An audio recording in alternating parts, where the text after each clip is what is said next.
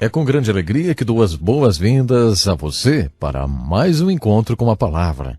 Depois de termos estudado os livros de Gênesis, Êxodo e Levítico, continuaremos nosso estudo do Velho Testamento com o livro de Números. Nesse livro, vamos continuar a narrativa histórica que foi iniciada no livro de Gênesis e que continua por 2/3 do livro de Êxodo. Quando começam os detalhes da construção do tabernáculo no livro de Êxodo, a narrativa é interrompida e começa agora no livro de Números.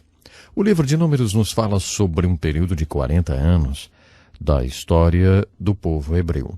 Esse período histórico poderia ter sido evitado, mas existe uma alegoria da salvação que se inicia no Gênesis e continua por todos os livros históricos. É mais ou menos assim. No livro de Gênesis você encontra a origem da salvação. A origem da queda do homem está no seu caráter. Gênesis capítulo 3 descreve o caráter do homem, como era e como é.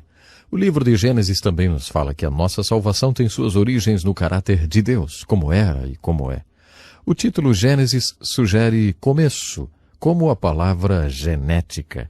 Esse livro nos fala sobre o início ou a origem da nossa salvação. O livro de Êxodo ilustra a nossa salvação dizendo que ele é como a libertação dos filhos de Israel da escravidão do Egito. Assim como eles foram libertos da escravidão do Egito, é possível para mim e para você sermos libertos da escravidão do pecado. Muitos não fazem o que querem, fazem o que têm que fazer ou o que precisam fazer. Isso significa que não são livres. Poucas pessoas são realmente livres. Jesus disse que, se pecamos continuamente, somos escravos do pecado. Mas ele pregou a salvação que pode nos tornar livres. De acordo com Jesus, quando a salvação nos liberta, somos realmente livres. Essa salvação é alegoricamente representada para nós no livro de Êxodo, quando o povo de Deus foi liberto da escravidão sob a qual vivia no Egito. O plano é que eles fossem libertos do Egito e entrassem na terra de Canaã. Deus tinha dito a Abraão, a Isaque e a Jacó que tinha preparado essa terra especial para eles. Nós a chamamos de a terra prometida. A terra que mana leite e mel. Uma terra muito fértil e frutífera.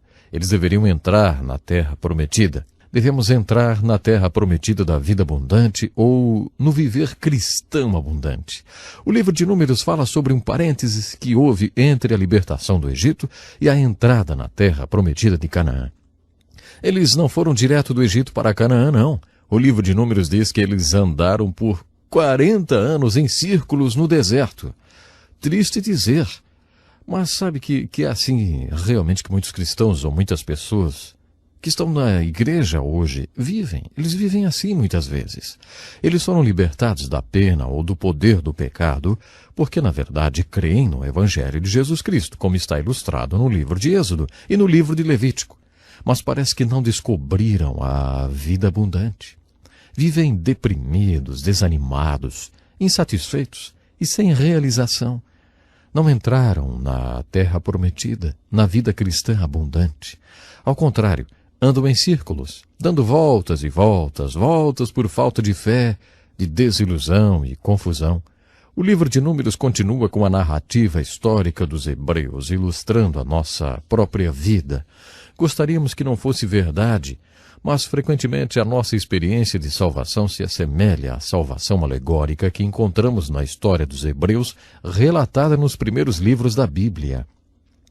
Agora que chegamos no livro de Números e você começa a se familiarizar com a sua narrativa, gostaria de lembrar algumas das regras para estudar o Velho Testamento que foram apresentadas no início do curso.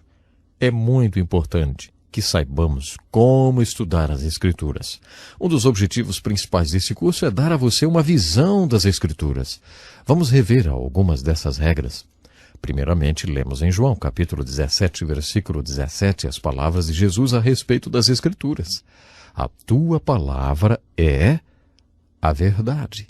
É uma linda afirmação que nos dá uma característica das Escrituras para que a estudemos. Se você tiver a mesma ideia de Jesus sobre as Escrituras, então, quando você for estudá-la, estará buscando a verdade. Quando você estuda as Escrituras, não deve estar preocupado com a forma literária, na qual a verdade é apresentada. Muitas vezes as pessoas estudam as Escrituras tendo em mente a seguinte questão: qual é a forma literária desse livro das Escrituras que estou estudando? Como já dissemos tantas vezes, devemos estudar as Escrituras tendo em mente outras questões. O que isso quer dizer? O que significa? O que significa para mim? Em outras palavras, não estou estudando as Escrituras sobre a perspectiva de sua forma literária. Estou estudando as Escrituras buscando a verdade que ela ensina, sem me importar com a sua forma. Com essa atitude e tendo em mente a visão de Jesus sobre as Escrituras, ela se abrirá para você. Outra regra para estudar as Escrituras está em João, capítulo 7, verso 17. Se você lê as Escrituras buscando a verdade, se deseja praticá-la e aplicar essa verdade na sua vida, então conhecerá a verdade. Se você praticá-la, vai conhecê-la. Se fizer o que ela diz, então saberá que ela é a palavra de Deus e que é a que veio de Deus. E que mostra você como viver. Juntando esses dois versículos, João 17, 7 e João 7, 17, você descobre como estudar as Escrituras. Busque a verdade e tome a decisão de aplicá-la na sua vida quando Deus revelá-la para você. No Salmo 119, 160, o salmista diz: todas as tuas palavras são verdadeiras. Esse versículo nos dá uma compreensão maior de como estudar as Escrituras. Procure a verdade essencial. Não se desvie com assuntos irrelevantes ou de pouca importância.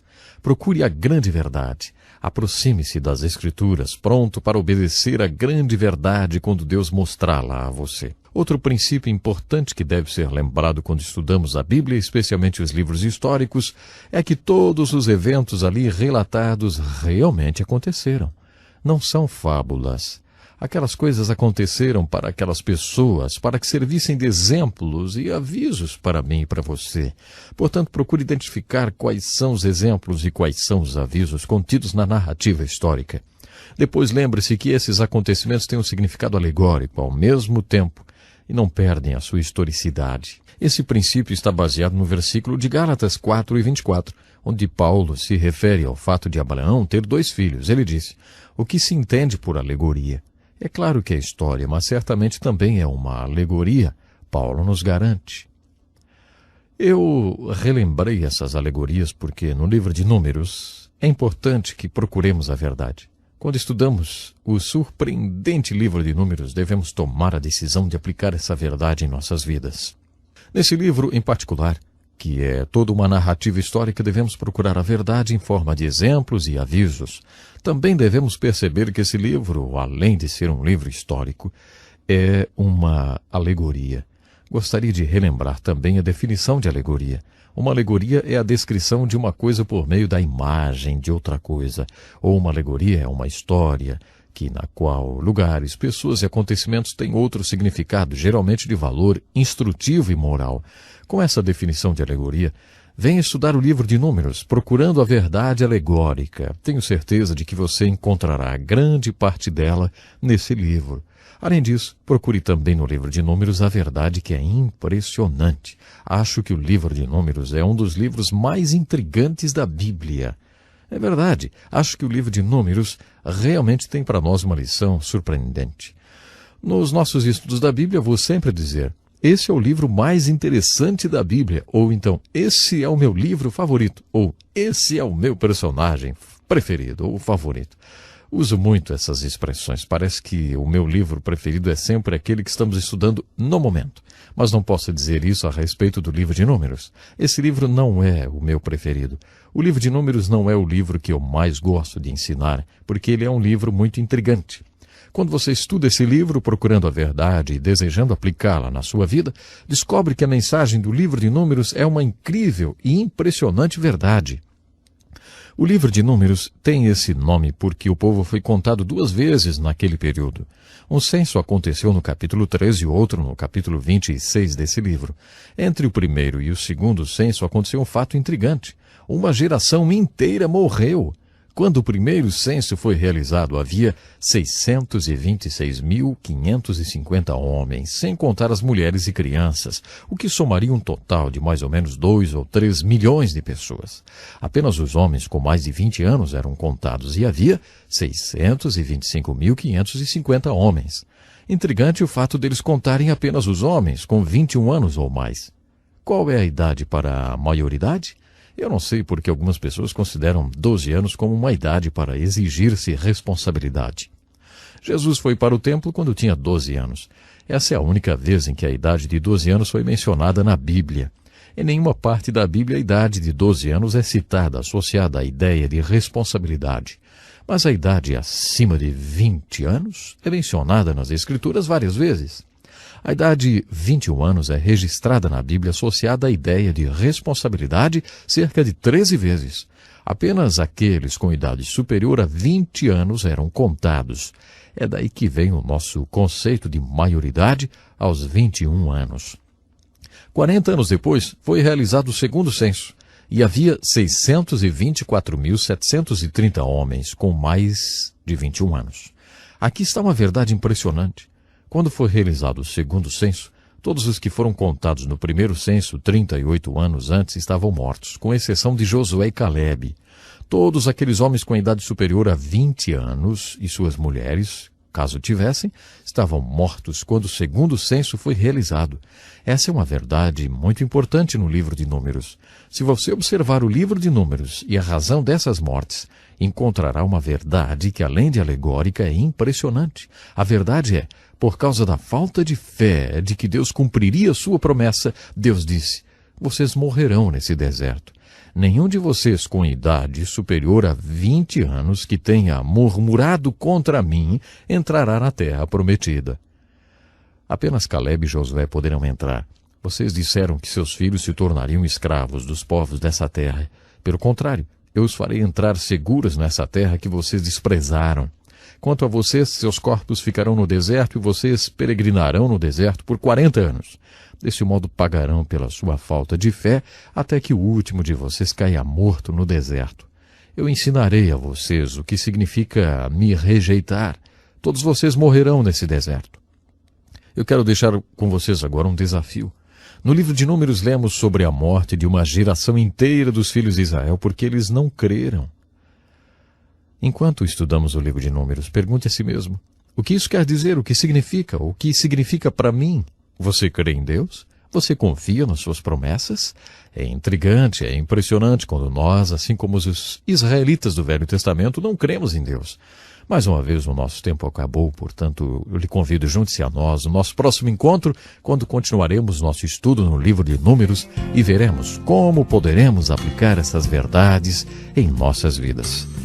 Até o nosso próximo encontro com a palavra. Deus abençoe.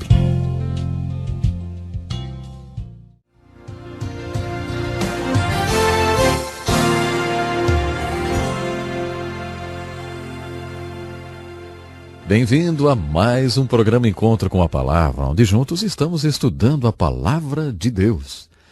Estamos fazendo esse estudo tendo em mente encontrar respostas para 3 perguntas. O que isso quer dizer? O que significa? O que significa para mim? Estamos estudando agora o livro de Números, que possui muitas lições espirituais para aprendermos e aplicarmos em nossa vida. Quanto mais estudo as verdades contidas no livro de Números, mas eu me convenço, de que o capítulo mais impressionante desse livro é o 14. Nesse capítulo, Deus tentou provar que estava com eles várias vezes quando o povo estava andando no deserto. Deus fez milagres e tentou dar uma base para a fé deles, tentou dar fé para que o povo de Israel acreditasse que poderiam sim atravessar o rio Jordão e invadir a terra de Canaã. Você pode perguntar, por que eles não foram do Egito direto para a terra de Canaã, logo acima de Jericó? Em vez disso, eles saíram do Egito, atravessaram o Mar Vermelho, desceram o Monte Sinai, depois foram para Cades Barneia e só andaram em círculos durante 40 anos.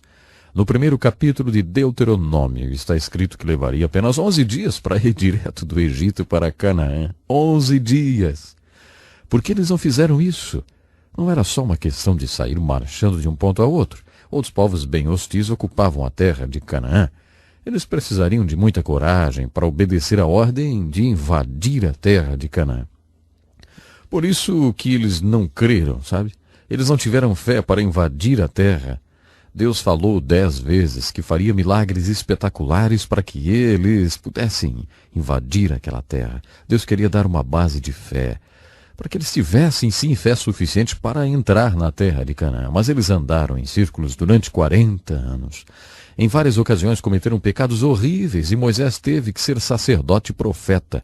Moisés subiu o Monte Sinai como sacerdote e intercedeu por eles junto a Deus. Moisés orou: Senhor, perdoa-os, perdoa-os. Moisés era uma pessoa tão especial que Deus perdoou o povo 10 vezes. O capítulo 14 é um dos capítulos mais impressionantes da Bíblia. Mais uma vez, Moisés estava no Monte Sinai e orou: O Senhor é longânimo, grande em benevolência, que perdoa a iniquidade e a transgressão, que o culpado não tem por inocente, e o Senhor visita a iniquidade dos pais sobre os filhos até a 3ª e 4ª geração. Perdoa a iniquidade deste povo, segundo a grandeza da tua benignidade, como também perdoaste a este povo desde a terra do Egito até aqui. Agora, esse é o ponto impressionante dessa história. O Senhor disse: Conforme a tua palavra lhe perdoei. Porém, tão certo como eu vivo, e que a glória do Senhor encherá toda a terra, nenhum dos homens que viram a minha glória e os meus sinais que fiz no Egito e no deserto, e me tentaram essas 10 vezes e não obedeceram a minha voz, nenhum deles verá a terra que prometi com juramento a seus pais. Nenhum daqueles que me desprezaram haverá. Nesse deserto cairão os vossos cadáveres, como também todos os que de vós foram contados no recenseamento de 20 anos para cima, e que murmuraram contra mim. Não entrareis nesta terra, a respeito da qual eu jurei de nela vos fazer história, salvo Calebe e Josué. Mas a vossos filhos, os quais dizeis que seriam levados como presas, eu os introduzirei nela, e eles conhecerão a terra que desprezastes. Quanto a vós, porém, os vossos cadáveres cairão nesse deserto, por causa das vossas infidelidades, até que vossos cadáveres se consumam no deserto. Que tristeza caiu sobre o acampamento quando Moisés transmitiu ao povo as palavras de Deus, hein? Eles se levantaram no outro dia bem cedo e começaram a caminhada para a terra prometida. Eles disseram: Pecamos, subiremos ao lugar que o Senhor prometeu. Mas Moisés disse: Não subais, sereis derrotados diante de vossos inimigos, porque vos desviaste do Senhor, ele não será convosco, e caireis à espada. Esse capítulo é muito impressionante por vários motivos. Ele nos ensina algo sobre nosso relacionamento com Deus. Quero deixar isso bem enfatizado. Não há aqui nenhuma referência alegórica à salvação. A aplicação alegórica referente à salvação está ilustrada quando Moisés pediu que Deus os perdoasse, e Deus diz: Eu os perdoo, Moisés. Não há dúvidas quanto ao perdão. Eu os perdoo. Isso é salvação. Mas na vida cristã, na vida de fé, na vida espiritual, existe mais do que nosso perdão. Além do perdão, existe também o glorificar a Deus, servindo-o e entrando onde Ele nos manda entrar. É isso que está ilustrado aqui. A Bíblia afirma que há propósitos para a nossa salvação. Eles não cumpriram esses propósitos. O apóstolo Paulo coloca dessa forma: pela graça sois salvos, por meio da fé. De acordo com Paulo, não somos salvos por causa das nossas boas obras, mas somos salvos para boas obras, as quais Deus preparou para que andássemos nelas. Paulo afirma que somos feitura de Deus, criados em Cristo Jesus para as boas obras, as quais Deus preparou para que andássemos nelas. A terra prometida representa essa verdade de maneira alegórica. Deus é muito paciente, infinitamente paciente. Deus também é gracioso. Creio que o capítulo 14 de Números, o capítulo-chave desse livro, fala que todos nós atingimos um momento de decisão. Nesse momento, depois de muita graça e paciência, decidimos se vamos ou não fazer a vontade de Deus nas nossas vidas. Sou fascinado por aviões. Não entendo nada de mecânica, mas tenho fascinação pelo voo dos aviões, principalmente um Boeing 747, o Jumbo. Eu não me conformo com um avião tão grande, levantando-se da pista, enfim. Um dia atendi um piloto, conversei com o piloto de um 747. Eu me esqueci da hora conversando com ele sobre aviões e sobre o que é pilotar um deles. Ele me contou sobre a aterrissagem de um 747. Ele falou: quando você tem que aterrissar um desses aviões grandes, tem um momento que você tem que decidir pela aterrissagem. Depois que você atingiu esse ponto, não dá mais para abortar. Você tem que pousar ou então causa um acidente. Não tem escolha. O capítulo 14 está falando sobre nosso relacionamento com Deus. Mais uma vez quero enfatizar que ele não está falando sobre salvação. A salvação é baseada na graça, não em obras. Esse capítulo tem a ver com encontrar a perfeita vontade de Deus para a sua vida e o propósito para o qual ele nos criou e nos salvou. Creio que exista um ponto em que Deus mostre 10 vezes para você quem ele é. Pode ser que Deus tente umas 10 vezes fazer com que você veja a vontade dele para a sua vida e que te encoraje a fazê-la, ou seja, a fazer a vontade dele.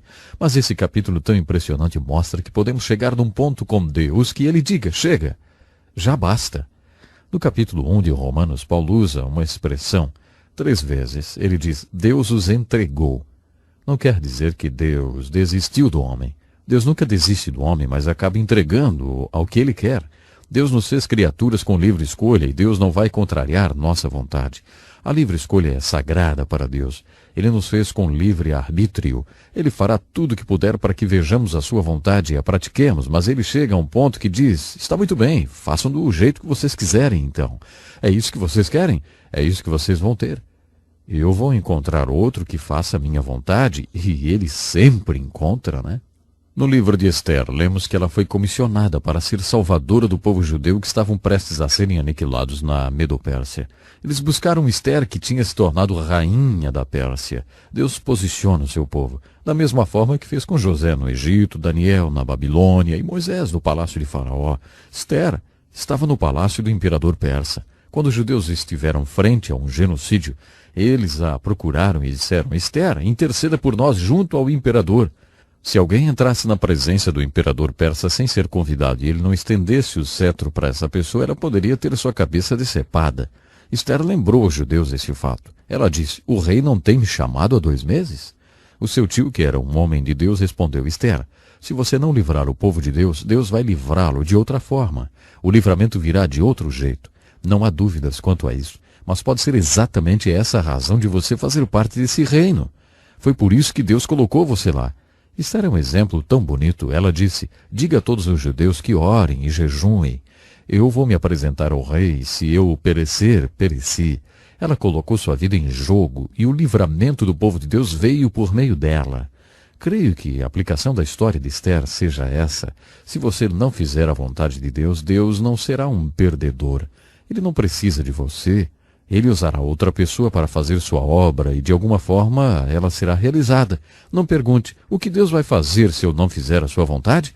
Ele vai conseguir que sua obra seja realizada, então, de um outro jeito. Ele não precisa de você, ele não precisa de ninguém. Quem sai perdendo é você, mais cedo ou mais tarde a perda virá. Se você atingir esse ponto que chamo de momento de decisão, quando fica claro para Deus que você não fará a sua vontade, Deus se afastará de você e quem vai sair perdendo é você. Então, vale a pena fazer a vontade de Deus, não? Bom, aquelas pessoas andaram no deserto durante 40 anos. Há quanto tempo você está andando no deserto? Há quanto tempo você foi salvo? Há quanto tempo Deus libertou você do Egito espiritual? Há quanto tempo Deus começou a mostrar a sua terra prometida a você? Há quanto tempo Deus tem tentado mostrar para você o que o apóstolo Paulo chama de a boa, agradável, perfeita vontade de Deus? Existe a boa, agradável e perfeita vontade de Deus para cada um de nós. Quando Deus nos criou, Ele jogou fora a forma. Isso mesmo, não há ninguém como você. Esse é o plano de Deus, sim. Deus não só fez você uma pessoa única, como também tem um plano único para a sua vida. Deus quer fazer algo com você que é único e especial. Não importa quem você é ou qual seja o seu dom. Deus salva uma pessoa porque Ele tem um plano para ela. Pense no apóstolo Paulo. Deus olha para ele e vê um homem que odeia os seguidores do caminho, ou aqueles que seguem a Jesus Cristo. Saulo de Tarso está fazendo o papel do general nazista Adolf Eichmann. Na verdade, Saulo não matava os judeus, mas os prendia para que fossem deportados e executados. Esse era o seu objetivo, prendê-los para que depois fossem mortos. Seu nome causava terror nos corações dos cristãos. Deus olha para Paulo e diz, eu tenho um plano para esse homem. Sim, eu tenho um plano para ele. Então ele salva Saulo na estrada de Damasco. Deus falou com o velho Ananias e o instruiu para batizar Saulo. Ananias retrucou dizendo que Saulo era inimigo da igreja. Então Deus mostrou a Ananias qual era o seu plano para Saulo. Olha, ele levará o meu nome perante gentios, reis e os judeus. Deus sempre teve um grande plano para a vida de Saulo de Tarso, conhecido como Paulo. Por isso que o apóstolo Paulo enfatiza que devemos provar e experimentar qual seja a boa, agradável e perfeita vontade do nosso Deus. E fazer a vontade de Deus, essa é a mensagem do livro de Números. É essa verdade que procuramos nesse livro. Olha, talvez não seja tarde demais para descobrir qual seja a boa, agradável e perfeita vontade de Deus para a sua vida também. Você já descobriu qual é a vontade de Deus para a sua vida? Descubra e faça a vontade de Deus. Vale a pena. Até o nosso próximo programa.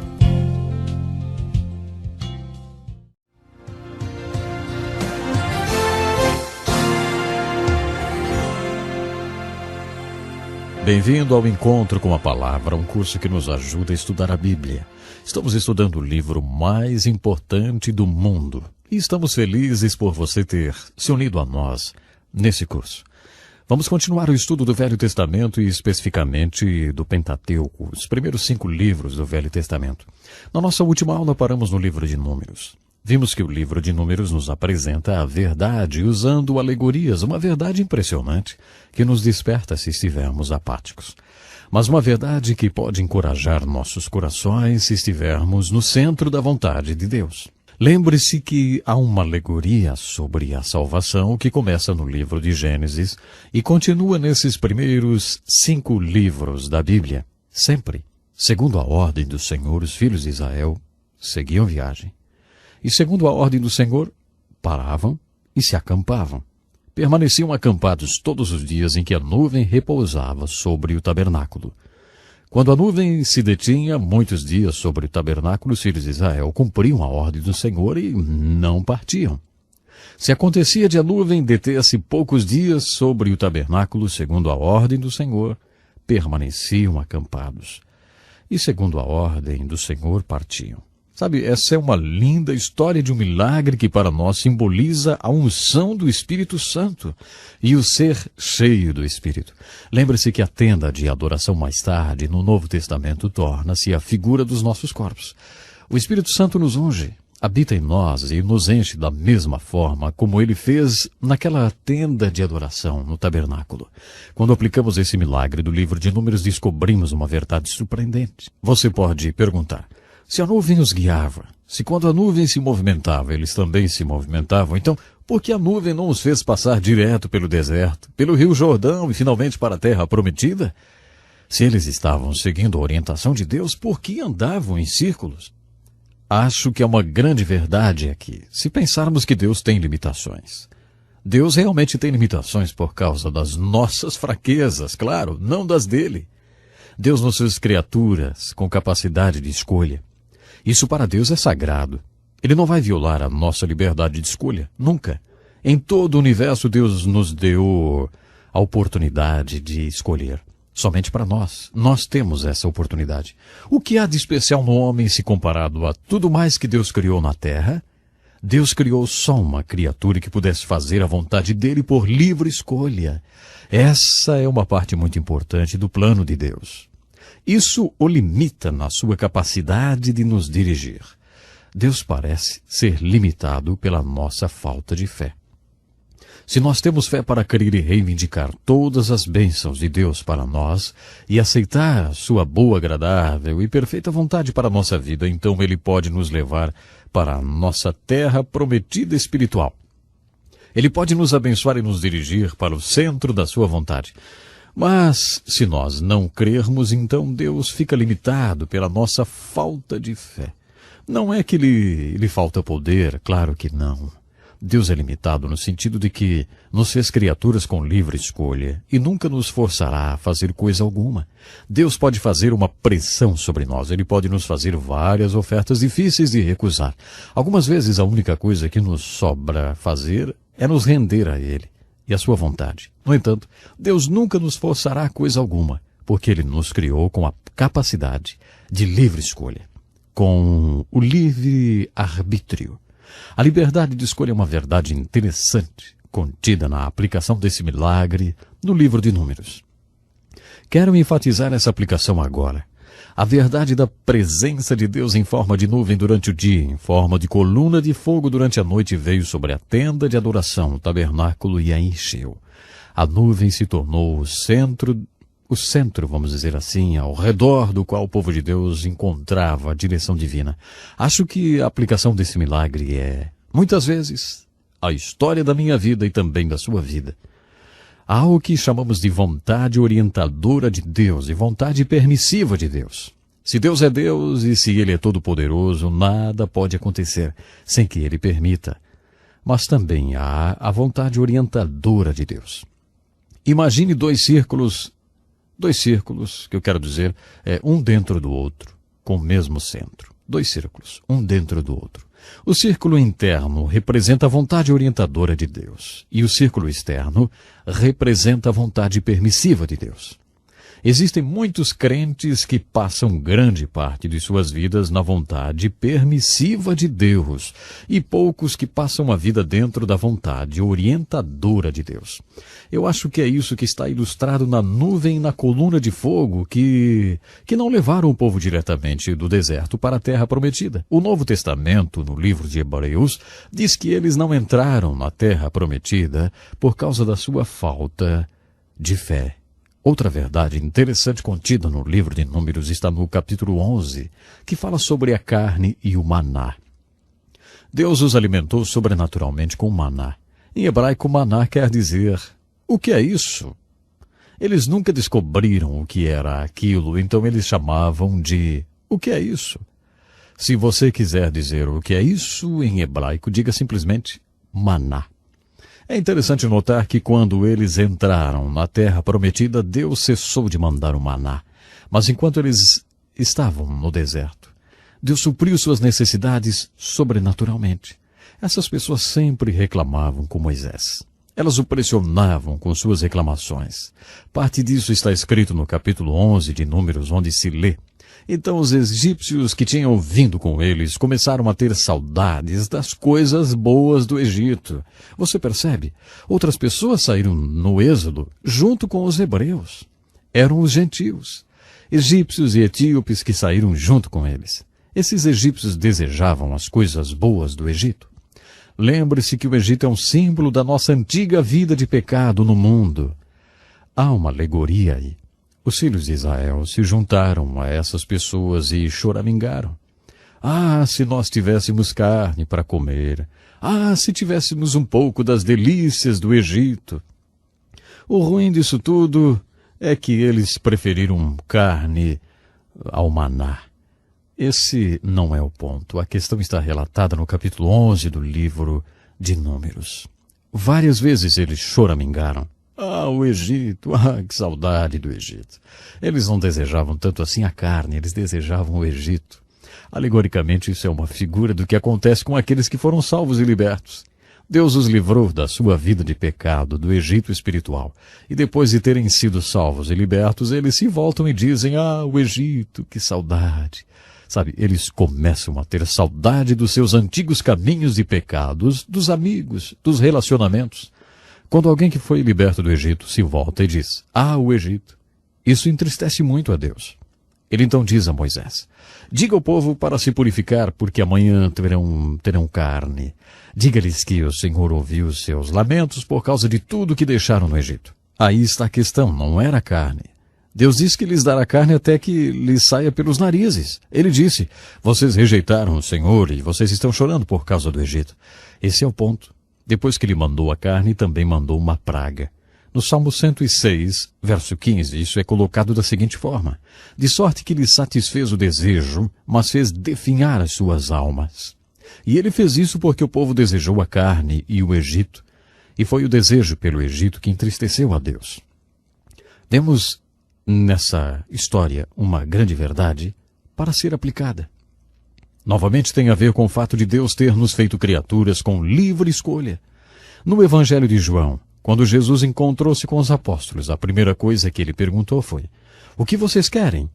Foi exatamente isso que ele perguntou quando se encontrou com André e alguns outros discípulos: o que você quer?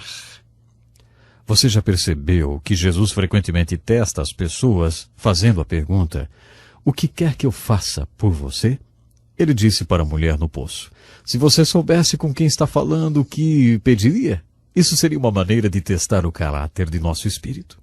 Imagine se você estivesse orando a Deus e ele perguntasse: ei, o que você quer?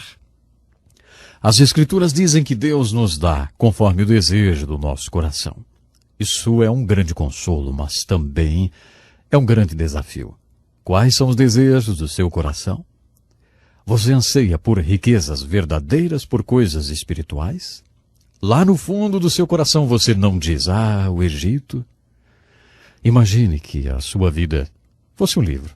Deus daria o título, os tópicos dos capítulos, o prefácio, a introdução, e aí mandasse você escrevê-lo e dissesse: pronto, termine a história do jeito que quiser.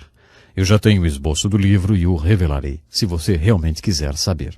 Você foi feito com capacidade para escolher. Escreva a história do jeito que quiser. O que é que você escreveria, hein? Você pode ter o que quiser. Se quiser carne, Deus vai dar carne até que saia pelo nariz. Se quiser dormir por aí, se quiser viver uma vida de pecado, você pode. Há muita gente no mundo que quer fazer a mesma coisa. É só uma questão de tempo até que você as encontre. Você pode ter o que quiser, ou as riquezas verdadeiras, ou as riquezas espirituais que Deus quer dar. Você pode ter a boa, perfeita e agradável vontade de Deus para a sua vida. A vontade de Deus é perfeita, a vontade de Deus para a sua vida é sempre boa. A vontade de Deus é sempre perfeita. E de acordo com o ponto de vista de Deus, a única agradável para a sua vida. Você pode ter isso. Pode ter as riquezas verdadeiras ou pode ter o Egito. A escolha é sua. Não importa o que seja, Deus lhe dará. Acho interessante o fato de que o livro de Números mostra Deus respondendo reivindicações do povo de Israel. Mas mostra também que Deus fez definhar as suas almas. Isso é a vida de muitos crentes. É claro que no livro de Números encontramos o desafio para que não seja assim conosco. Podemos lucrar com as experiências dos filhos de Israel no livro de Números e sermos desafiados a entrar na terra prometida, da boa, perfeita e agradável vontade de Deus para as nossas vidas. Quero terminar o estudo do livro de Números com a pergunta: você está vivendo a vontade de Deus para a sua vida ou está andando em círculos, hein? Com todo o meu ser eu exorto a que você decida no seu coração pela boa, perfeita e agradável vontade de Deus. Entregue a sua vontade à vontade de Deus incondicionalmente, para que você tenha a vontade dele na sua vida. A vida é curta demais e demais preciosa. O livro de Números está nas Escrituras para nos alertar que a paciência de Deus tem fim. Deus pode chegar num ponto com seu povo onde ele diz: está bem, vá em frente, faça do seu jeito, faça as coisas do seu modo. Eu vou encontrar outra pessoa que faça minha vontade, para que eu seja glorificado. Mas, querido ouvinte, eu espero que esse não seja o seu caso.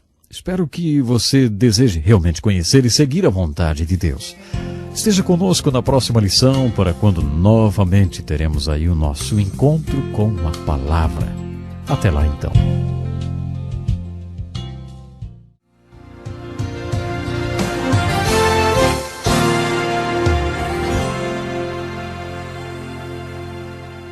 Bem-vindo a mais um programa Encontro com a Palavra, um curso dedicado a ajudar no seu estudo da Bíblia, examinando um livro por vez. O objetivo desse curso é ajudá-lo a entender a Palavra de Deus, para que você possa cada vez mais aplicá-la na sua vida. Estamos estudando as aplicações práticas para a nossa vida contidas no livro de Números, na Bíblia Sagrada. Um outro acontecimento interessante no livro de Números está descrito no capítulo 13, quando eles mandaram espiões para observar a terra de Canaã. Eu tenho certeza que você já conhece essa história. Eles são enviados para observar a terra, o seu povo, ver se eram muitos ou poucos, fortes ou fracos. Os espias tinham que observar as cidades para ver se elas estavam desprotegidas ou se eram cidades fortificadas difíceis de serem conquistadas. Quando os 12 espias voltaram, não tinham como descrever a fartura daquela terra. Eles trouxeram caixas de uvas que, de tão grandes, eram necessários 2 homens para carregá-los em varas. Você já pensou nisso? Bom, isso nos dá uma ideia da indescritível fartura daquela terra. Mas os espias também viram que os povos eram gigantes, guerreiros e bem organizados. Suas cidades eram tremendamente fortificadas. Os espias então disseram: eles são tão grandes que nos sentimos como gafanhotos perto deles. Agora vamos ver um outro tipo de mas no relatório dos espias. Mas Calebe animou o povo quando se apresentou diante de Moisés. Vamos subir de uma vez e tomar as cidades, porque nós podemos conquistá-las. Calebe e Josué foram os únicos a darem uma perspectiva positiva. Todos os outros espias foram negativos em seus relatórios. Deus fica tão impressionado com isso, e eu acho muito interessante que o livro de Números nos apresenta exatamente isso. E o livro de Números nos mostra que o Senhor fica disposto a trocar tudo mesmo. Um povo de mais ou menos 2 ou 3 milhões de pessoas, ele troca por apenas 2 homens. Ele diz: todos vocês morrerão no deserto, todos vocês. Mas esses 2 homens, Calebe e Josué, eu levarei comigo para a terra prometida, porque eles seguiram e creram em mim. Isso é incrível. Um dos maiores personagens das Escrituras em termos de fé é esse homem simples chamado Calebe. A história continua de uma maneira muito interessante. Em Josué 14, 45 anos depois, quando o povo já tinha atravessado o Jordão e entrado em Canaã, chegam à cidade de Hebrom. Quando Calebe trabalhou como um dos 12 espias, ele foi até lá. Ele viu a cidade e achou que aquela era a mais linda que ele já tinha visto. Ele ficou muito animado com a cidade e acreditou que Deus lhe daria capacidade, sim, capacidade de conquistá-la. Quando relatou isso para Moisés, Moisés lhe disse: Calebe, quando finalmente nós entrarmos lá, você terá a cidade de Hebrom. Ela será toda sua. Depois de andar durante 40 anos no deserto, Calebe marcha diante de Josué e diz: Ei, você se lembra o que Moisés nos falou quando apresentamos o relatório para ele? Eu já tinha andado 40 anos no deserto e estava em Canaã havia 5 anos. Eu tinha 40 anos quando Moisés me fez aquela promessa. Agora eu tenho 85 anos. Mas eu vou dizer uma coisa. Tenho a mesma força que tinha aos 40. Ainda sou capaz de ir até lá, entrar na cidade, e Deus irá comigo e poderei conquistar a cidade de Hebrom. Dê-me Hebrom. Então Josué deu a cidade de Hebrom a Calebe e ele a conquistou. Você está vendo? Calebe é um bonito personagem. Quando aquele povo estava no deserto lamentando, chorando e reclamando tanto que Deus teve que mandar serpentes para picá-los, Calebe agiu diferente porque tinha os olhos focados na terra prometida. Se perguntassem a Calebe o que ele achou do deserto, ele diria: eu me lembro daquelas uvas lá de Hebrom, do solo fértil e da beleza da cidade. Calebe nunca perdeu essa visão. Quando aqueles espias voltaram e apresentaram seu relatório, 10 deles eram como a maioria da liderança hoje em dia. Eles eram especialistas no que podemos chamar de gigantologia. Eles sabiam tudo sobre os problemas e obstáculos. Sabe, geralmente quando você apresenta um projeto que necessita de muita fé para ser conduzido, é essa a reação que vemos. Se você tiver 12 homens na liderança, 10 deles serão especialistas em gigantologia, ou em focalizar os obstáculos e os problemas somente. Eles vão apresentar todas as razões pelas quais o projeto não vai dar certo e não deve ser levado adiante. Homens como Calebe e Josué não veem os gigantes, mas veem Deus. É claro que eles veem os gigantes, eles veem os problemas, claro, mas eles estão sempre vendo Deus. Os problemas são grandes, mas o Deus deles é maior. Homens com essa visão são raros, mas extremamente valiosos. Acho interessante que no livro de Números de toda uma geração, Deus leve apenas esses 2 homens para a terra prometida, homens que tiveram uma fé tremenda. Outro incidente muito interessante no livro de Números está no capítulo 21, onde vemos que o povo reclamou tanto que Deus enviou serpentes para picá-los. Muitos pastores gostariam de ter um barril cheio de serpentes para soltá-las na congregação de reclamões. Isso mostra o quanto Deus odeia a reclamação e a lamentação. A reclamação é o oposto de fé. Deus manda serpentes para picar esses que reclamam. Então, quando vários deles estão morrendo por causa das picadas das cobras, Deus envia uma mensagem de misericórdia. Deus diz a Moisés: pegue uma serpente de bronze e erga numa vara no meio do acampamento. Todo aquele que foi picado por serpente irá até o centro do acampamento, olhará para a serpente de bronze que está erguida e então será sarado da picada. Muitos dos que reclamaram e foram picados pelas serpentes disseram: isso desafia todas as leis da ciência médica. O que olhar para um pedaço de bronze tem a ver com uma picada de cobra? Esses então morreram que nem moscas. Mas outros disseram: isso não é muito científico, mas pelo menos é uma esperança. Eu estou morrendo. Estou inchando como um sapo. Eu estou morrendo por causa dessa picada.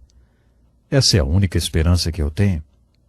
Esses foram carregados até o centro do acampamento ou se arrastaram até lá. E quando olharam para a serpente de bronze, foram curados da picada. Simples assim. Esse é um dos grandes milagres da Bíblia.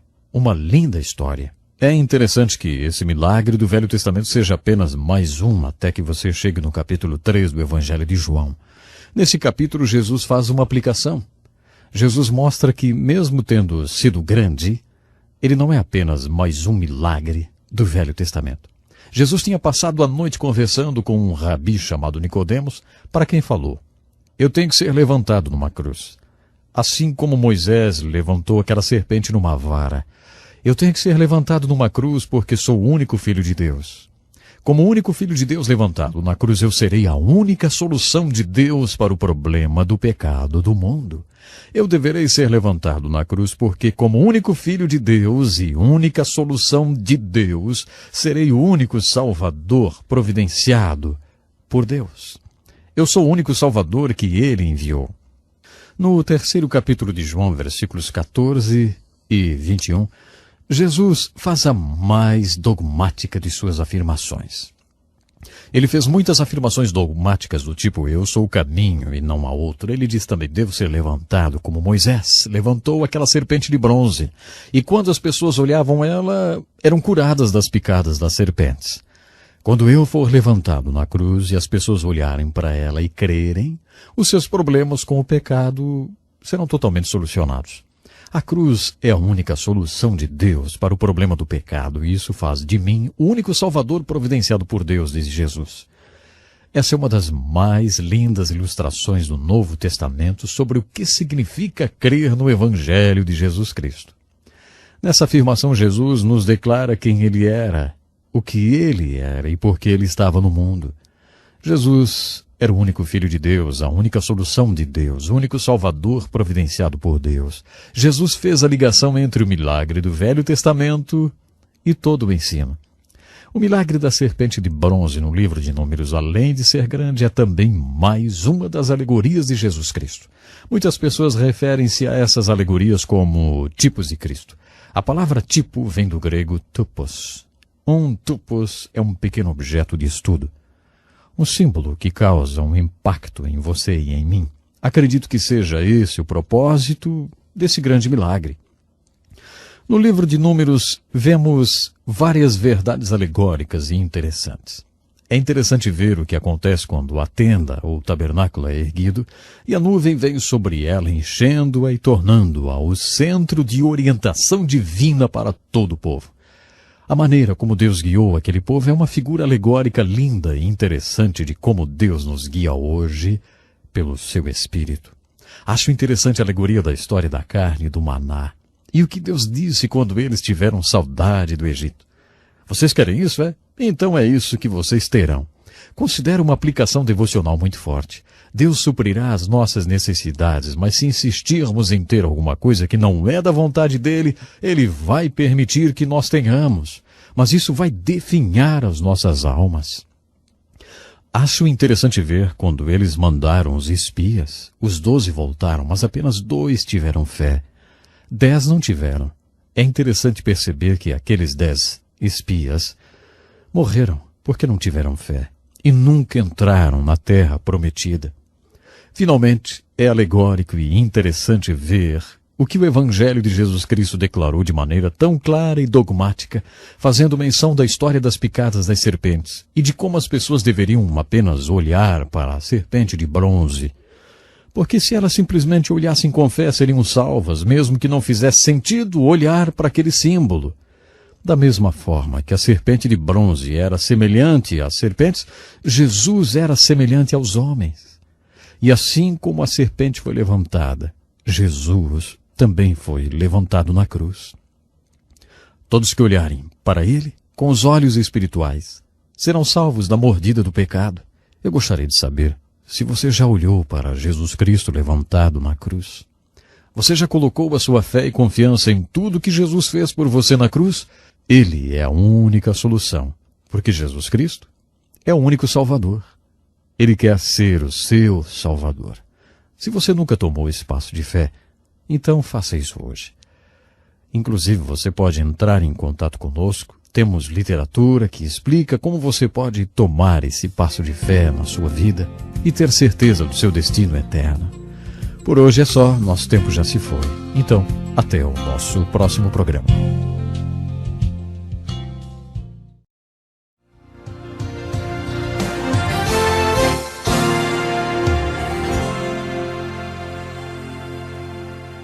Bem-vindo a mais uma transmissão do programa Encontro com a Palavra.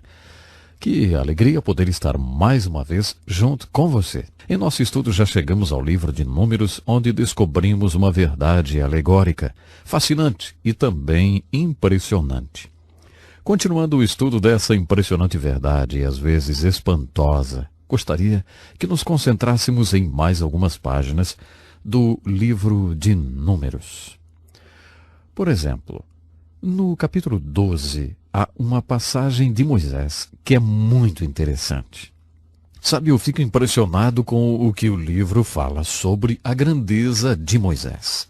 O último capítulo de Deuteronômio afirma que ele era um homem inigualável, um dos mais importantes homens de Deus que já existiu. Em vários trechos do livro de Números, lemos como ele era especial e importante. No capítulo 12, versículos 3 e de 5 a 8, lemos as seguintes palavras. Moisés era um homem muito manso, mais do que todos os homens que havia na terra. Uma das palavras mal interpretadas na Bíblia é a palavra manso. Jesus disse, bem-aventurados os mansos. Você lembra? Esta palavra não significa que pessoas fracas são abençoadas de maneira especial. Não é isso que a palavra manso quer dizer. Nas Escrituras, a palavra manso significa algo como dócil, submisso. Imagine um cavalo garanhão, um cavalo forte. Quando esse cavalo é domado, recebe freio na boca, cabresto na cabeça e sela nos lombos. Não quer dizer que tenha se tornado fraco. Ele está manso. É esse o significado de manso na Bíblia. Jesus disse, tomai sobre vós o meu jugo e aprendei de mim, porque eu sou manso. Em que sentido Jesus era manso? Ele era manso porque sempre fazia a vontade de seu Pai. Ele podia dizer, eu sempre faço aquilo que agrada ao Pai. Ele se tornou manso porque aceitou completamente o jugo da vontade do Pai. Jesus nos disse, tomai o meu jugo e sede mansos. Quando Saulo de Tarso se converteu, quando ele conheceu a Jesus de forma tão dramática a caminho de Damasco, e perguntou, quem é, Senhor? E depois disse, Senhor, que queres que eu faça? Seu nome foi trocado de Saulo para Paulo. Saulo quer dizer poderoso. Paulo significa pequeno ou ninguém. O que aconteceu com Saulo de Tarso a caminho de Damasco foi que ele simplesmente tornou-se manso. É isso que mansidão quer dizer. Quando entendemos a definição da palavra manso, compreendemos o elogio feito a Moisés. Moisés era um homem muito manso. Temos aqui uma grande declaração a respeito de Moisés e Arão. No nosso último estudo vimos que Deus trocou uma nação de mais de 2 milhões de pessoas por apenas 2 homens. Você lembra? Caleb e Josué, porque eles creram em Deus e o seguiram incondicionalmente. Agora vemos Deus falando que trocaria a nação inteira por um homem apenas. Ele disse, com pestilência o ferirei e o rejeitarei. mas farei de ti povo maior e mais forte do que este. Dá para perceber quais são os valores de Deus? Deus valorizou tanto assim esse homem manso porque ele estava disposto a fazer a vontade de Deus. Por isso Deus trocaria toda uma nação por um homem apenas. Acho isso impressionante. Impressionante também é a intimidade que Moisés tinha com Deus. No livro de Êxodo, Deus disse a Moisés que havia um lugar perto dele que ele queria que Moisés habitasse. E Moisés decidiu que era nesse lugar onde ele queria estar. Moisés queria estar perto de Deus e ele estava perto de Deus como ninguém tinha antes ficado. Ele estava tão perto de Deus e Deus o valorizava tanto que chegaria a trocar uma nação inteira por ele. Sabe, isso é impressionante. Continuando o estudo da vida de Moisés, é impressionante ver que Moisés não entrou na terra prometida. No final, Deus não trocou uma nação inteira por Moisés. Deus trocou a nação inteira por Caleb e Josué. O pecado de Moisés, no capítulo 20, é um dos mistérios do livro de Números. Algumas vezes achamos que Deus não é justo e esse é uma das vezes, talvez que muitas pessoas até chegam a pensar, Deus, isso não é justo. Quando você vê Moisés, um homem tão importante, e o erro sem importância que cometeu, você se pergunta por que Deus o puniu dizendo que ele não poderia entrar na terra prometida? O relato continua assim. Disse o Senhor a Moisés, toma a vara, ajunta o povo, tu e teu irmão Arão. Na presença deles ordenei a rocha que dê as suas águas. Assim lhes tirareis água da rocha, e dareis a beber ao povo e aos seus animais. Então Moisés tomou a vara de diante do Senhor, como lhe tinha ordenado. Moisés e Arão reuniram o povo diante da rocha. Eles disseram, ouvi agora, rebeldes, porventura tiraremos água desta rocha para vós? Então Moisés levantou a mão e feriu a rocha 2 vezes com a sua vara. A água jorrou abundantemente, e a congregação e os seus animais beberam. Mas o Senhor disse a Moisés e a Arão, visto que não crestes em mim, para me santificardes diante dos filhos de Israel, não introduzireis este povo na terra que lhe dei. Nós nos referimos a esse incidente como o pecado de Moisés. Não parece um exagero? O pecado desse homem parecia muito pequeno, especialmente se comparado com os pecados do povo com o qual ele estava lidando. Quando você pensa em toda a paciência que ele teve no deserto durante 40 anos, em tudo que ele teve que aguentar, e porque uma vez ele perdeu a paciência, Deus disse, chega Moisés, você não vai entrar na terra prometida. Olha, para nós isso parece duro demais, não é verdade? Há algumas considerações que devemos fazer com respeito ao castigo de Deus. Primeiramente devemos dizer, o juiz de toda justiça não julgaria com justiça? Nós não temos o direito de sugerir a Deus o que é justo e o que não é. É Deus quem determina o que é o certo e o que é justo. Acho interessante observar nessa narrativa que Moisés nunca reclamou de seu castigo. O livro de Deuteronômio diz somente que ele falou sobre isso com Deus um dia, e Moisés nunca mais tocou no assunto novamente. Ele não reclamou e nem disse que era justo ou injusto. Outra conclusão que podemos tirar desse incidente é que Deus estabelece um padrão mais alto para os líderes do que o padrão estabelecido para o povo. Nunca se esqueça disso, especialmente se você for um líder. Creio que as Escrituras deixam bem claro que Deus estabeleceu 2 padrões. Quando nos tornamos membro de uma igreja, tomamos conhecimento de alguns padrões que deveremos seguir. Uma igreja que não tiver um conjunto de normas e padrões para serem seguidos não é uma igreja muito confiável. Devemos esperar um determinado comportamento dos membros. Mas, de acordo com as Escrituras, uma igreja deve esperar de seu líder mais do que espera de seus membros. Deus leva a posição de líder muito a sério. Vimos isso no livro de Levítico. Moisés ocupava a posição de liderança, e o que seria um pequeno erro para os outros por causa da posição que ele ocupava, Deus não considerava um pequeno erro. Aparentemente, seu pecado foi mais ou menos assim. Primeiro Deus disse: ordenai a rocha que te dê as suas águas. Ele não falou a rocha. Ele bateu na rocha 2 vezes com a vara. Isso foi desobediência. Deus mandou falar a rocha. Ele bateu na rocha. Não uma, mas 2 vezes. Moisés perdeu a paciência. Ele disse: ouvi agora, rebeldes, porventura tiraremos água dessa rocha para vós? É óbvio que Moisés estava bravo. Deus acusou Moisés de outro pecado. Ele disse: não crestes em mim.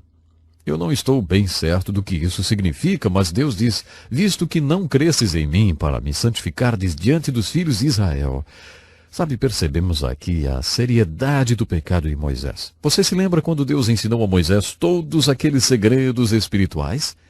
Moisés, você não é o libertador, eu sou, e eu estou com você. Você não pode libertar ninguém, mas eu posso, e estou com você.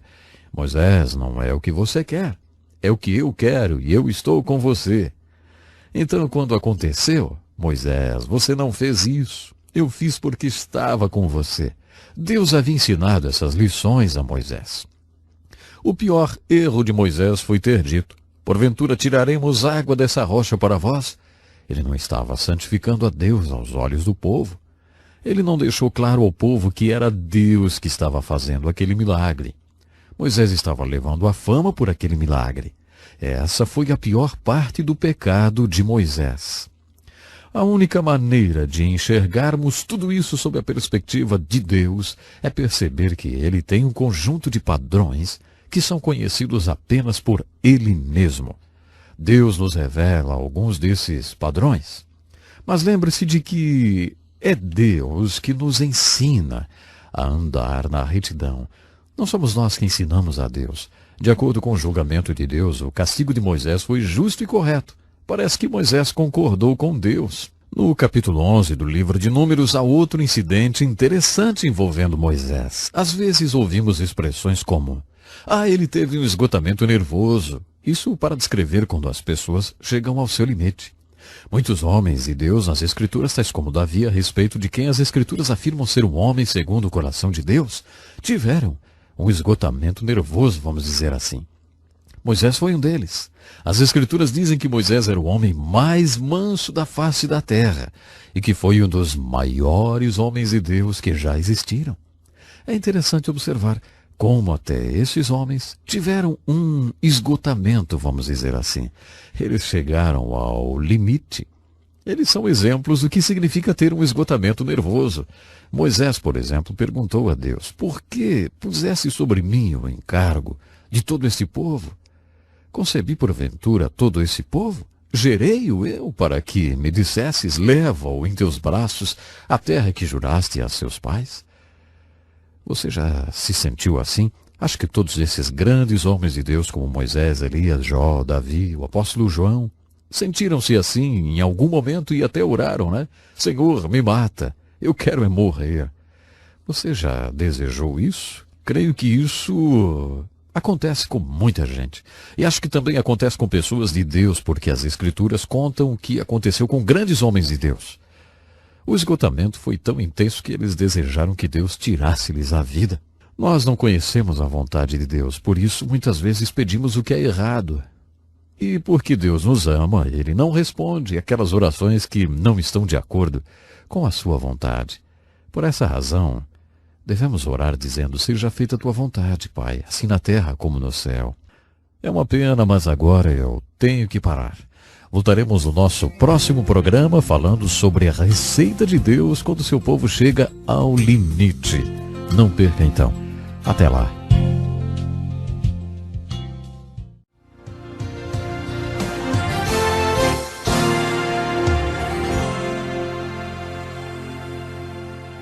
Olá, estamos de volta para mais um encontro com a palavra, um estudo da Santa Palavra de Deus.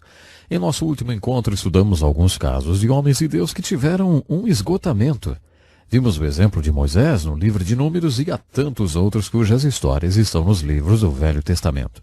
Homens que chegaram ao ponto de desejar que Deus lhes tirasse a vida.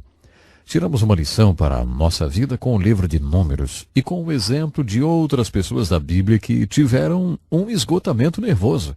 É isso mesmo. Quando homens de Deus sentem-se esgotados, oram pedindo o que não devem. Por exemplo, que Deus lhes tire a vida. Mas porque eles têm um coração correto diante de Deus, Deus lhes dá uma resposta correta. No capítulo 8 do livro de Romanos, o apóstolo Paulo registrou um texto muito profundo. Ele disse que não oramos o suficiente porque não conhecemos a vontade de Deus. Sabemos que se orarmos segundo a vontade de Deus, receberemos aquilo que pedimos. Mas o problema é que na maioria das vezes não fazemos a mínima ideia de qual seja a vontade do nosso Deus. Por isso não oramos. Em Romanos capítulo 8, versos 26 a 28, Paulo afirma que devemos orar mesmo que oremos errado. Se você orar errado, mas o seu coração estiver correto diante de Deus, o Espírito Santo que habita em você e conhece a vontade de Deus, intercederá por você, de acordo com a vontade de Deus.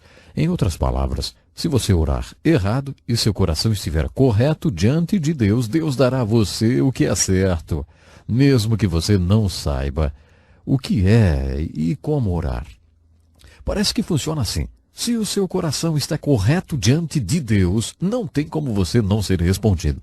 Mesmo que você diga, Deus, me mate, estou deprimido, quero deitar e morrer. Deus não vai matar você, mas vai dar aquilo que você realmente precisa. No caso de Moisés, ele deu 70 homens para o ajudarem. Deus respondeu mais ou menos assim. Você acha que você tem que fazer tudo sozinho? Olha, Moisés, isso é um trabalho em equipe. Você precisa convocar mais pessoas do povo para ajudá-lo. Arrume 70 homens e traga-os ao tabernáculo. Eu porei neles o mesmo Espírito que está em você. Isso não quer dizer que Deus tirou a liderança de Moisés. Significa que Deus dividiu a responsabilidade da liderança. Ele ordenou que Moisés repartisse essa responsabilidade com outras pessoas. Ele ungiu 70 homens. O sogro de Moisés já tinha sugerido que ele fizesse isso lá no capítulo 18 de Êxodo. Aparentemente, Moisés implementou a ideia quando Deus mostrou que isso era a ideia dele e não do seu sogro, que não pertencia ao povo escolhido de Deus. Elias, você lembra? Orou falando que queria morrer. Deus respondeu, Elias, você anda negligenciando a manutenção do seu templo, o seu corpo. Agora, deite-se aqui e durma um pouquinho. Então Deus fez cair um profundo sono sobre Elias, e quando estava no meio do sono, Deus o despertou e disse, coma alguma coisa agora. A comida tinha sido providenciada sobrenaturalmente e Elias comeu. Depois Deus disse, agora volte a dormir um pouco mais. As Escrituras dizem que quando Elias acordou do seu segundo sono, a energia que Elias ganhou com aquela carne durou 40 dias. Será que você, líder, não está precisando dormir um pouquinho mais? Olha, pense nisso, viu? Bom, se você ler todo o esforço físico que Elias fez quando desafiou os profetas de Baal, perceberá que ele estava esgotado fisicamente. Um dos versículos sobre restauração mais importantes da Bíblia é o Salmo 23 e verso 3, em que Davi diz, restaura-me o vigor, guia-me nas veredas da justiça por amor do seu nome. Quando negligencio o meu corpo ou meu espírito e fico esgotado, tenho que passar por uma restauração. Em Números capítulo 11, Moisés foi a Deus esgotado, sem forças. Deus disse, você precisa que sua alma seja restaurada, Moisés. Vou mostrar a você como fazer isso. Mostrarei alguns caminhos de justiça. Quero que você ande nesses caminhos de justiça durante 5 anos. Os caminhos de justiça o levarão à restauração. É assim que Deus restaura o seu povo quando está esgotado. Não é como macarrão instantâneo, ou café instantâneo, ou chá instantâneo. Vivemos num mundo muito impaciente, não é mesmo? Queremos tudo instantaneamente. Deus não nos dá as coisas de maneira instantânea. Pode ser que Ele nos dê algumas coisas instantaneamente, mas a restauração que vemos na vida de Moisés é muito prática. Deus disse, mostrarei os caminhos de justiça que restaura sua alma. Reúna 70 homens para ajudar você. Divida a carga, Moisés. Vamos dar uma organizada por aqui. Vamos nomear algumas pessoas e delegar tarefas a elas. Tão prático como a receita que ele deu a Elias. O que chama minha atenção é pensar que um homem tão importante quanto Moisés também pecava e chegava ao seu limite. Chegava ao seu limite, isso mesmo. Sabe que isso me consola até? Eu não sei quanto a você, mas consola-me quando vejo essas características tão humanas nos personagens da Bíblia.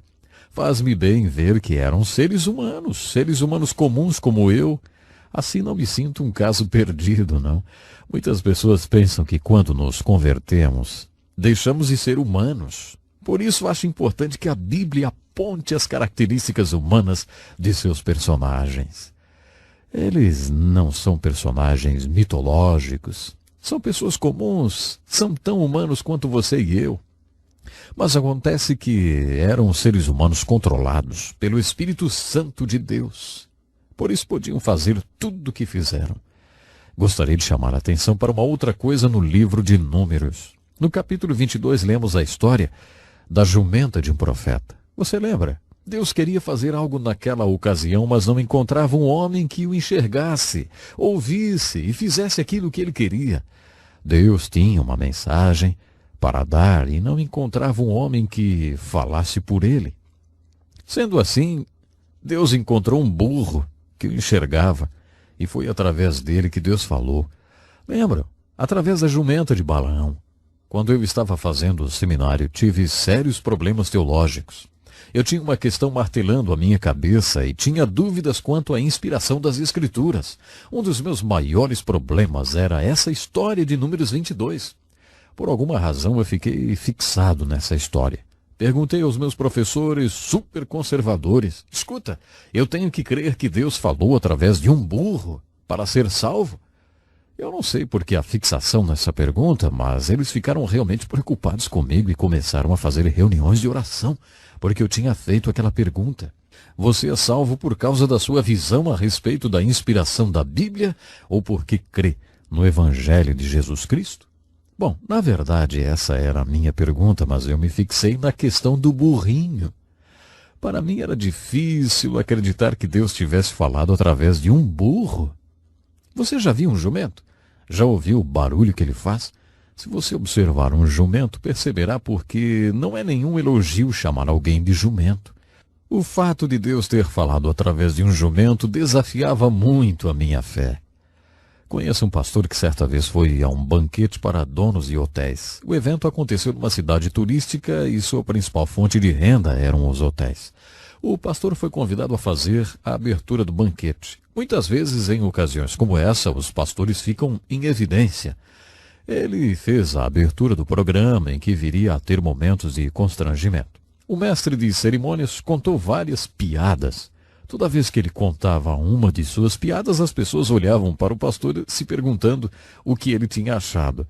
O pastor não sabia como reagir. Todos sabiam que ele era um pastor. Será que ele deveria rir das piadas? Ele não estava confortável com aquela situação.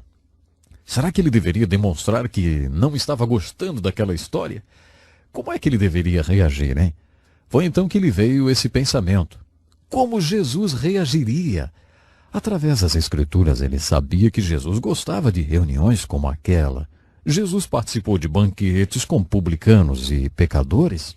Ele não era contra festas, contra reuniões e festivais. Ele ia nesse tipo de evento. As pessoas gostavam da sua presença. O pastor ficou pensando em como Jesus reagiria. Foi então que orou: Senhor, como é que o Senhor iria lidar com essa situação, hein? Nesse momento que teve a revelação de que Jesus os amava, então lhe ocorreu: será que amo essas pessoas? Será que elas sabem que eu as amo de verdade?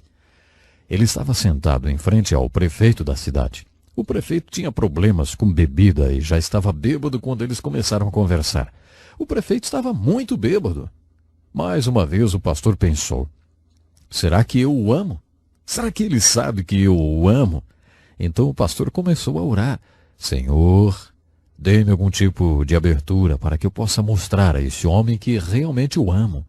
Um estava sentado de frente para o outro. Naquele momento o prefeito falou para o pastor: Ei, pastor, tenho um bom conselho para o senhor.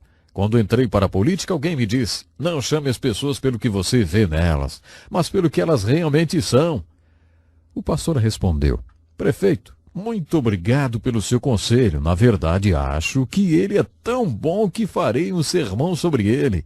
Não chame as pessoas pelo que você vê nelas, mas pelo que elas realmente são. O prefeito respondeu, se você fizer um sermão baseado nesse conselho, eu vou à sua igreja para lhe ouvir. É só dizer para minha secretária quando será e eu estarei lá. O pastor ficou impressionado com o que tinha ouvido. Foi então que lhe ocorreu um pensamento. Ele falou para o prefeito, sabe, prefeito, hoje o senhor solucionou uma dúvida teológica que eu tinha há anos. Ele disse, ah, é? E como assim? O pastor disse, quando eu estava no seminário era difícil para mim acreditar que Deus pudesse falar através de um jumento, mas agora ele falou comigo através do Senhor. O senhor acabou de solucionar uma grande dúvida para mim. O prefeito achou aquilo incrível e caiu na gargalhada. Prometeu que iria ouvir o pastor pregar aquele sermão. E foi mesmo. O título do sermão era Chame-os pelo que realmente são. O pastor acha que naquela noite teve uma revelação em relação a Números 22. E ao prefeito daquela cidadezinha, ele deve alguma coisa. A revelação foi a seguinte, de onde tiramos essa ideia que Deus usa apenas super crentes?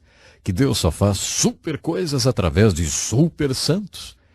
Como eu já havia dito quando estudamos o chamado de Moisés, isso é um mito, não é verdade. Deus quer fazer coisas extraordinárias através de pessoas comuns que estejam dispostas a ser usadas e trabalhar. Creio que precisamos disso, de pessoas com disposição para trabalhar para Deus. Sabe, no livro de Números vemos a grandeza de Moisés, seu esgotamento e o seu pecado. Percebi que, assim como Deus usou aquele jumentinho, também usou Moisés, porque ele estava à disposição de Deus. Deus quer usar a você e a mim se estivermos à disposição dele. Ei, você já se colocou à disposição de Deus?